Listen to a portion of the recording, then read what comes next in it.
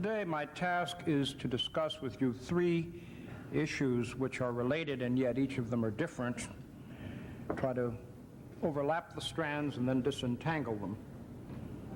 The first is the end of the Cold War as it will be felt in one of the major so-called peripheral areas of international relations, which is the Western Hemisphere. The second is the end of the myth of the left in Latin America. And I define the myth of the left as both communism as it has been practiced and to the even more powerful myth of the left where it has not yet attained power. And thirdly, I want to speculate on where this will leave Latin America in the emerging world order and what it will mean for U.S. relations with it. So let me take those three themes in order. The end of the Cold War. So much has already been written and said about this subject, I hesitate to even bring it up, and yet, of course, since the East-West conflict has been the organizing principle of foreign policy for every country for 40 years, its demise or its transformation will also require a rethinking. In the case of Latin America, it's no secret that East-West relations and the East-West conflict drove our relationship with the Western Hemisphere in various ways. First of all, the Cold War made Latin America a somewhat more important area for U.S. foreign policy concern than might otherwise have been the case. And this was particularly true after the Cuban Revolution in 1959, when something happened that most of us thought could never happen, and that is that a Latin American country voluntarily chose to enter the Soviet sphere of influence. Secondly, the Cold War forced the United States to expend resources on the region which it had not planned to expend and probably never would have expended. It's worth recalling that the Alliance for Progress, launched by President Kennedy in 1962, actually dispersed $20 billion of the U.S. taxpayers' money, which, by the way, would be almost 10 times that today in today's dollar values. And thirdly, and perhaps most importantly, the Cold War required us to become involved, sometimes acutely involved, in the internal political lives of Latin American countries. Because if it was possible for one country, Cuba, to voluntarily enter the Soviet sphere of influence, then we had to be paying attention to those internal factors in the political life of each country which might replicate this problem and make it a more serious one, Cuba being an island in the Caribbean, but Brazil being half a continent, Mexico being our neighbor next door. This concern with the internal politics of different countries took many different forms. I like to use the metaphor soft edge, hard edge. The soft edge was things like loans and grants and the participation of the Agency for International Development in funding infrastructure projects, the Peace Corps, cultural exchanges. That was the soft edge. Later, the human rights policy of the Carter administration. There was a hard edge, too, and it was pursued at exactly the same time, either in the form of military aid to help Latin American armies combat Soviet and Cuban-sponsored guerrilla movements, or covert action, as in the case of both Guatemala and Chile, or outright military intervention, as occurred in the Dominican Republic in 1965, or most recently proxy forces in the case of Nicaragua. Now, the common characteristic of these policy instruments was that they both assumed that local political outcomes in different countries would be very relevant to the U.S. national interest. And let me say, there was nothing imaginary about the threat, and there was nothing imaginary about our concern. The Cuban Revolution occurred in 1959, and it started out as nothing more than a rebellion against an unpopular tyrant who'd stayed in power too long. But very quickly, what occurred was that Fidel Castro emerged as something more than just the executor of an old regime of tyranny. He became something more than a Cuban nationalist. He decided that the way that he would define Cuba's independence from the United States was to take it over into the camp of the other superpower. And in fact, if you think about it, for a small country like Cuba, there was really no other way for it to prove it was independent of the United States. This has been our concern recently in El Salvador as well. Now, actually, there were events both before and after the Cuban Revolution which might also have turned out the way that Cuba did. In 1954, you had a government in Guatemala with strong communist participation, which was overthrown by a combination of covert action by the CIA and activities by the Guatemalan Armed Forces. In 1964, 10 years later, in Brazil, the largest country in the hemisphere, there was reason to believe that a kind of palace coup within the regime, which would have the support of non-commissioned officers in the army, would have pushed that country into the Soviet orbit and was nipped in the bud by a military coup, sponsored not by the United States, certainly, but one which evidently we welcomed as certainly a much more preferable alternative. So we were very concerned, and we had a reason to be, with local political outcomes. Now, the Latin American political class often complained about our policy being driven exclusively by the East-West struggle. And in recent years, they have been joined by some groups and sectors within the United States. I always found this a little tiresome because they acted as if the outcome of the East-West struggle had absolutely nothing at all to do with them, which was certainly not the case. But more to the point, the truth is, the inconvenient truth is, that most of the Latin American political class benefited enormously from the East-West struggle in the period from about 1948 to almost last year. First of all, they could threaten to draw closer to the Soviet Union and the Eastern Bloc as a way of extracting more aid from the United States. Or they could get military assistance by pointing to the very real existence of forces in their countries which were allied to or manipulated by Cuba, the Soviet Union, the Eastern Bloc. For example, in the 1960s, the United States gave Chile, with a Christian democratic government, more aid per capita than any other country in Latin America because it had the largest and best organized and most imaginatively led Communist Party, which in alliance with the Socialist Party was the second largest political force in the hemisphere. And we didn't want to have a situation where that group could come to power, shall we say, by elections. And what happened was, as a matter of fact, in 1970, that's exactly what did happen, in spite of all the money we spent. But meanwhile, between 1964 and 1970, the Christian Democratic government of Chile exploited our fears to the extent of getting about $2 or $3 billion. Or they benefited by being able to cite the vague prospect of chaos or instability, as if these things alone were somehow capable of threatening the security of the United States. And it was difficult for our intelligence agencies and our political and diplomatic leaders to always know what the relationship between disorder and the possibility of a communist takeover would be. This was clear in the Dominican Republic in 1965. We really weren't sure. We didn't want to wait around to find out, however, and that's why we sent troops in. Now, the end of the Cold War means, of course, that the relationship between the United States and Latin America will no longer be driven by the East-West struggle. This is good news and bad news, and later I'll return to this point. But it is a very important change. Now, quite independent of the end of the Cold War, you have another development which is recurring in Latin America at the same time, and that's what I call the end of the myth of the left.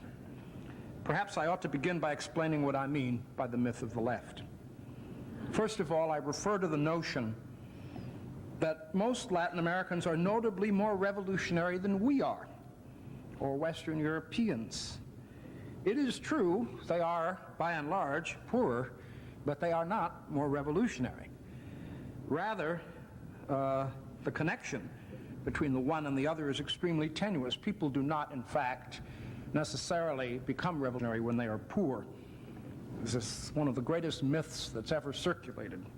And if you look at the people who are revolutionary leaders in Latin America, they very rarely come from the poorest sectors. They usually come from disaffected branches of the elite.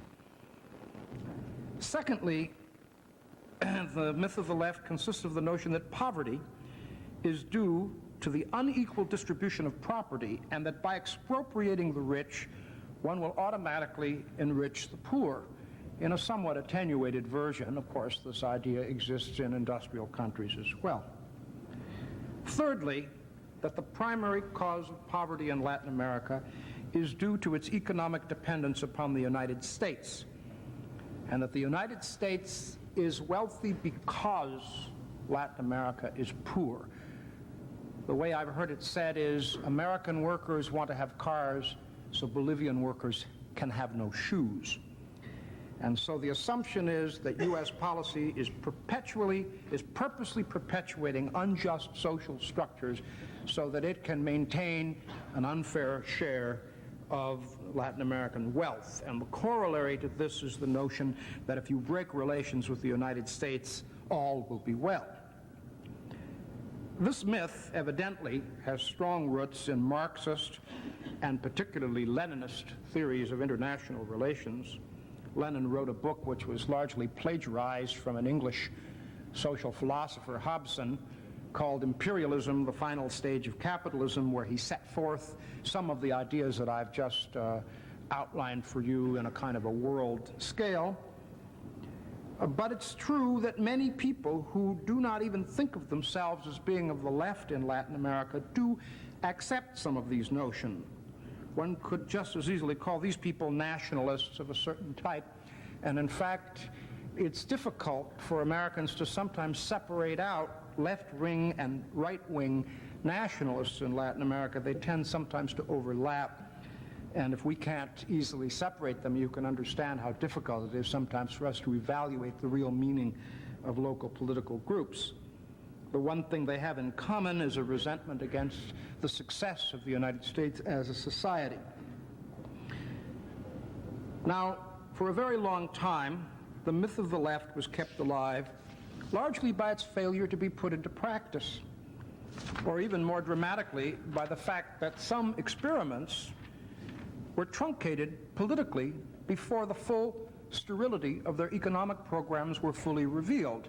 For example, the Arbenz regime in Guatemala was overthrown only about a year and a half after it took office in 1954.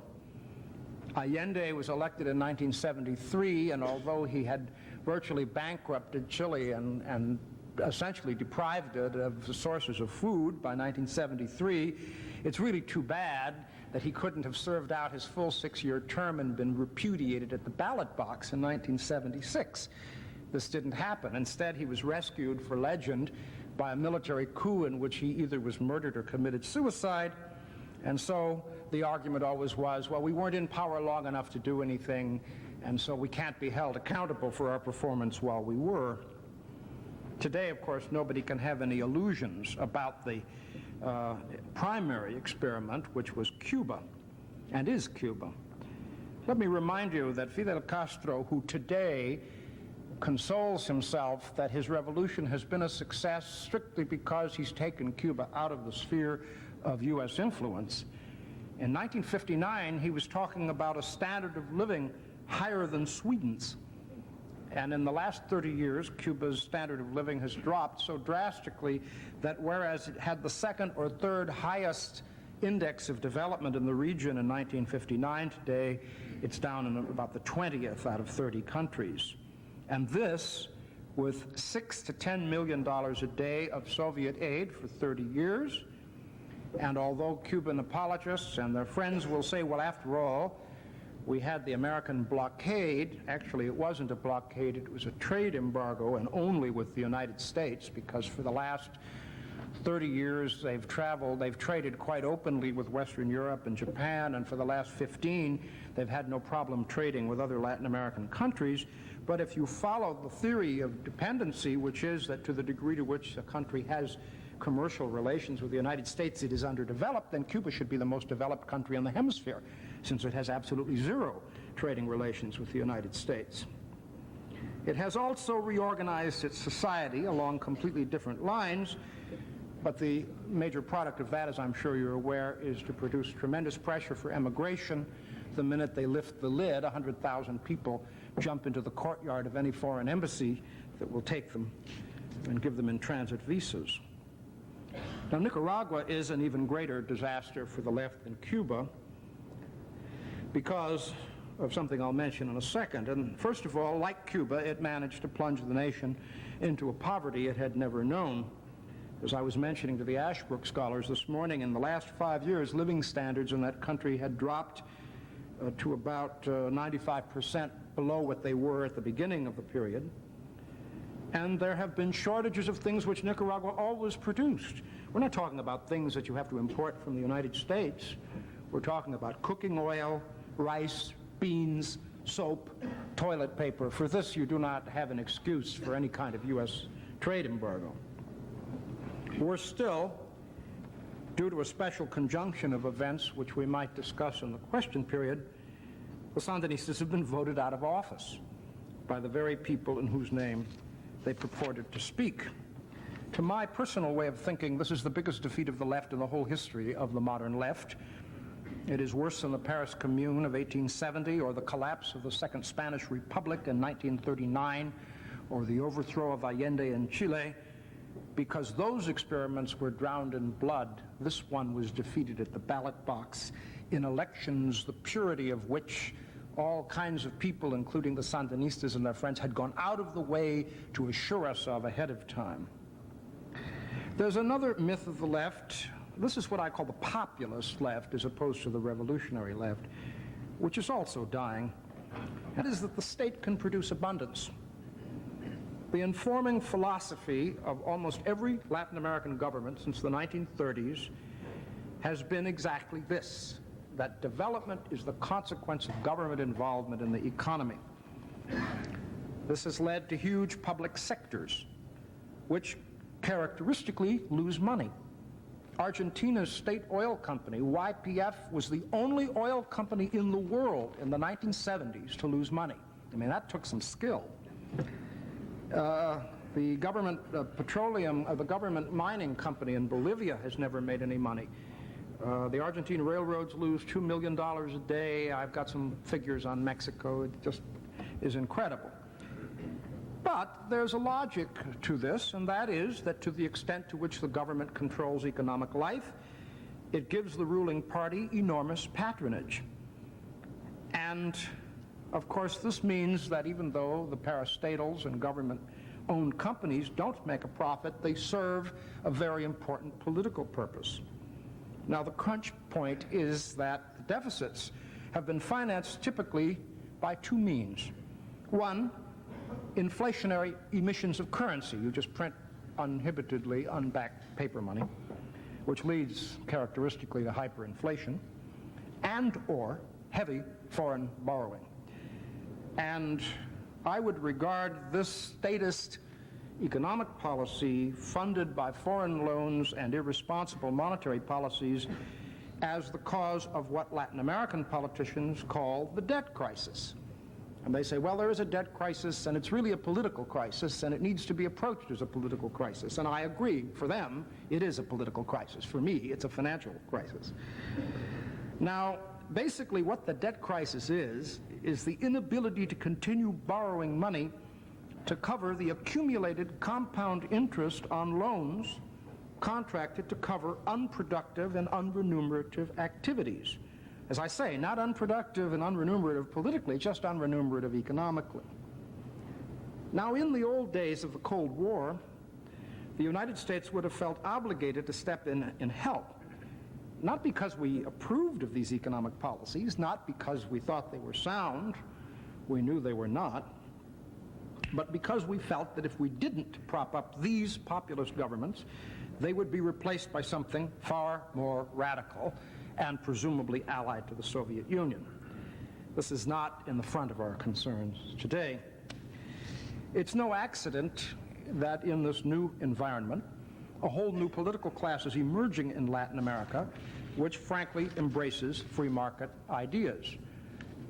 Yesterday, I think it was, a new president took office, or maybe it's today, took office in Brazil, who ran against a Marxist. in the last elections, and he frankly promised a free market approach, and he beat the Marxists, though not by that much, I must say, but nonetheless he did beat him. A very important victory in the most important country in South America. Mario Vargas Llosa, who is the greatest Peruvian man of letters and novelist and one of the greatest novelists in the world, is now running for the presidency of Peru on a similar free market ticket, and all the polls show that he's going to win, although only by a plurality. Again, the indications are not all good, because while the polls show that he has about 40% of the vote, the combined parties of the left, there are three of them, combined have about, none of them have more than 10 or 15% individually, but they add up to almost as much. So you can see that in both Brazil and Peru, the outcome of this contest is by no means determined, but at any rate, the environment is now one in which there's much more competition of ideas and options than there was in the past. And I would even go further and say I think one of the reasons for this, apart from the inability of these countries to continue borrowing money, is that Mike Dukakis didn't win the presidency in 1988. I have this idea, it's a kind of an off-the-wall idea, but I stick to it, that they were waiting for the liberal Democrats to come back in the United States so that they would be treated nicely again by the banks. Actually, Dukakis probably wouldn't have had a very much different policy than President Bush, partly because he would have been hemmed in by various considerations, and partly because we don't control the private banking sector in the United States. The government is not like the government in Latin America. But I have the sense that the reason why in 1988 and 89 all of a sudden you get this flowering of free market candidacies in Latin American politics is the assumption that a bailout from the United States is not in prospect, and I think that's correct. Now, where will this leave Latin America in the emerging world order? Well, of course, first of all, you have to say, where's the world order going after the Cold War? Well, I have a theory that the world order is going to be much more like the 1920s, where instead of superpowers, you'll have 4 or 5 important, I won't say regional powers, but certainly major powers. Obviously, Western Europe will be one, Japan will be another, the United States, Canada, and perhaps Mexico as a common market will be another. But perhaps the 4 tigers of Asia will be another. There will be no hegemonic power. The principle of hegemony will be much less important than commercial rivalry. And I also believe that there will be no third world, because in order to have a third world, you have to have a second world. And the second world was supposed to be the socialist world. And as we know, the socialist world is decomposing before our eyes in Eastern Europe, and even it looks at times in the Soviet Union. Well, if there's no second world and there can't be a third world, what will the world look like?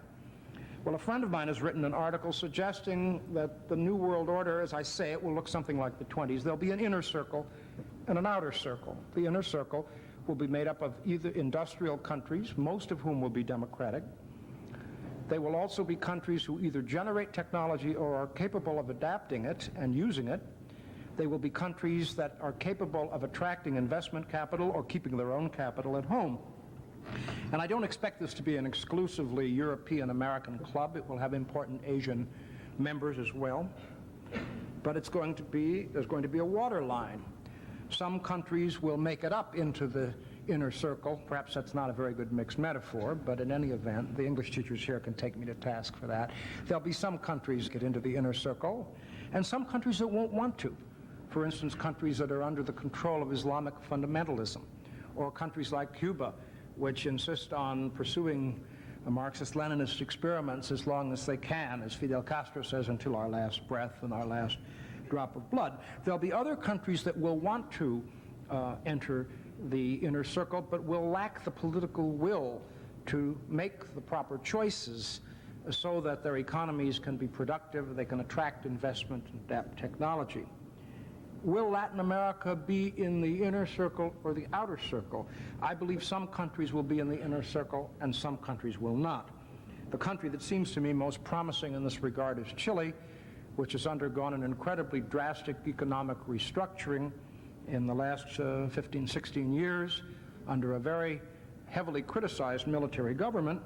Just the other day, a democratically elected government came back in power, But the intellectual argument seems to have been won in Chile to the extent that the new government is committed to continuing the free market model. And the object lesson of what's happening in Argentina, a country many times its size and wealth, by following statist policies has been very, very salutary for Chile. Mexico is another country that seems to be restructuring its economy more along the lines of a free market. Mexico is integrating its economy with that of the United States and Canada. We may not yet be talking about a North American common market, but in effect it may occur. And in order indeed to function in this market, Mexico will simply have to dismantle many of its statist enterprises and sell off these money-losing turkeys, and I'm told they are doing this.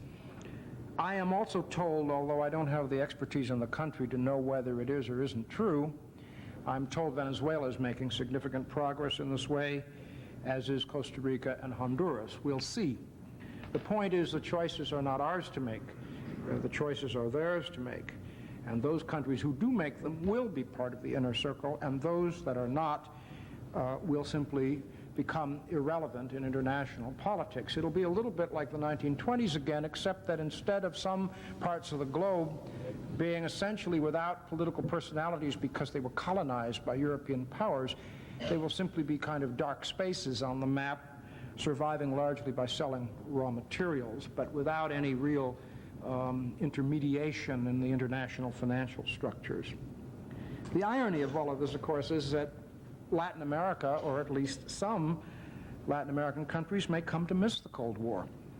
Certainly for us, as Americans, it's an obvious opportunity to redirect our own priorities and to revive the old-fashioned notion of national interest.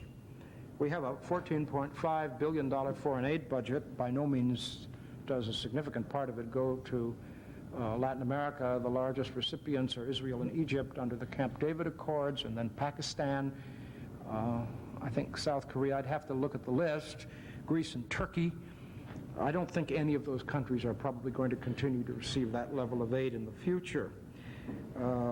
Eastern Europe is frequently discussed as a new recipient of U.S. aid, and someone told a member of Congress the other day that Czechoslovakia needs a new road system.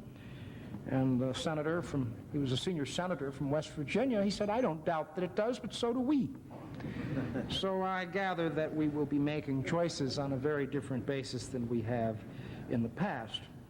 Is this a reason for optimism or pessimism in the case of Latin America? I think for the Latin Americans it is an opportunity. They can join what used to be called the First World. And in a certain sense, the pressure to make the decision will be greater because of changing international conditions. But the decision is theirs to make. We cannot make it for them. The emerging world order is a challenge which they and we must meet by changing to adapting to new circumstances. I, by the way, hope we will do well, too, in this regard, but that's an issue we will have to discuss among ourselves. Thank you very much.